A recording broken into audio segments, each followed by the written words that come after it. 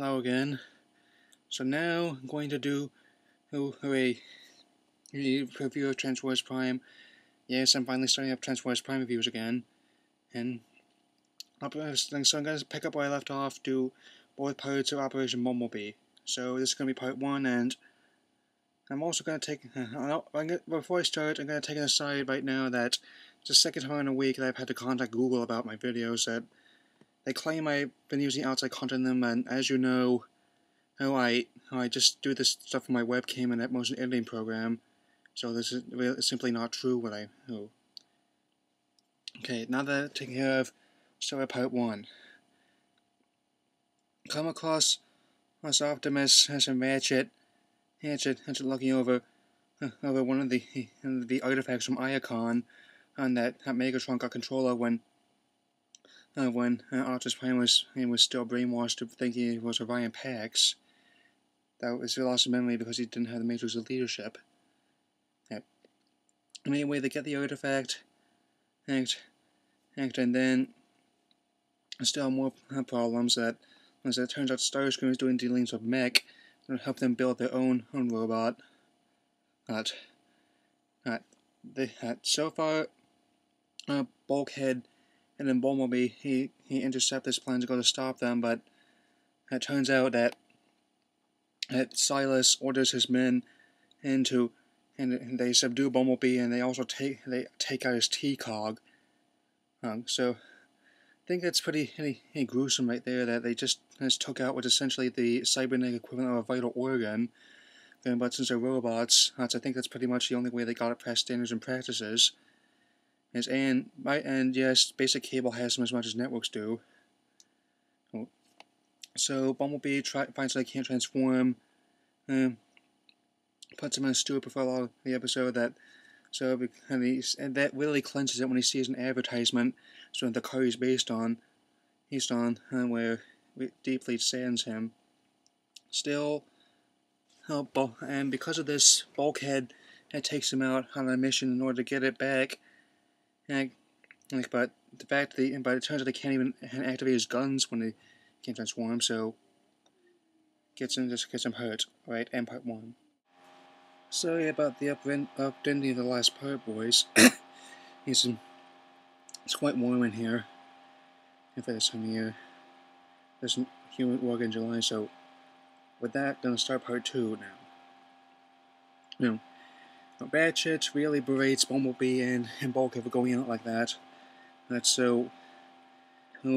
Ratchet, since he does a lot more good at the base than he does on the field, proposes that he has his T-Cog transferred into Bumblebee, much like a surgery.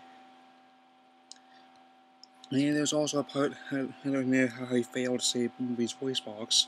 That's why he's just talking in code that only Raph can understand. But as they're getting ready to prep the surgery, and Ratchet's knocked out, but Bumblebee is it. Turns out another Iacon artifact has come through.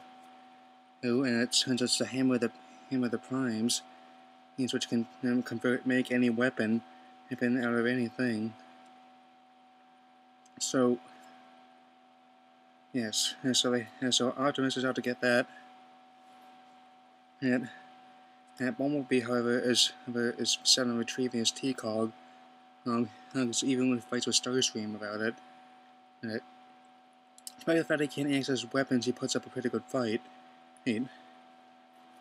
So even when he personally, and also when it gets to the part where Starscream threatens his T-Cog with this weapon, I personally thought Starscream was bluffing since well, he's Starscream. Do you need a reason? And then when I actually saw how the T-Cog gets shot at, actually it was generally shot at that. And so, but even so, that really pissed off Bumblebee, so it proceeds to totally kick Starscream's ass without transforming. And by the way, Silas is not happy about Starscream not keeping his end of the bargain. What a shock, so he takes Starscream's T-Cog as well. So, regarding this, Yes, one quick aside before I finish up here. He make a comment when Bumblebee, now when Ratchet is unconscious, he sort of makes his rumbling about the Fuse Wars, that's where the thing, what the forms that Maximals took on the second season of Beast Wars. Sort of like how Prime incorporates these mythology gags in the show like this. Yes. Turns out, and also it turns out Megatron can't use the hammer because he's not a Prime, and even though they have it. And while I'm finishing up here, turns out that when the bad ship and its T-Cog wouldn't be accepted by Bumblebee,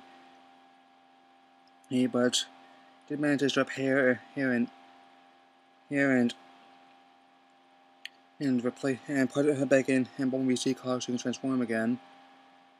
Now, I was actually kind of disappointed by it. I mean, so, kind of like how it's like how with the Thundercats, that's remake of the Trials of Lion now that they look like they're gonna do this really big adult ending.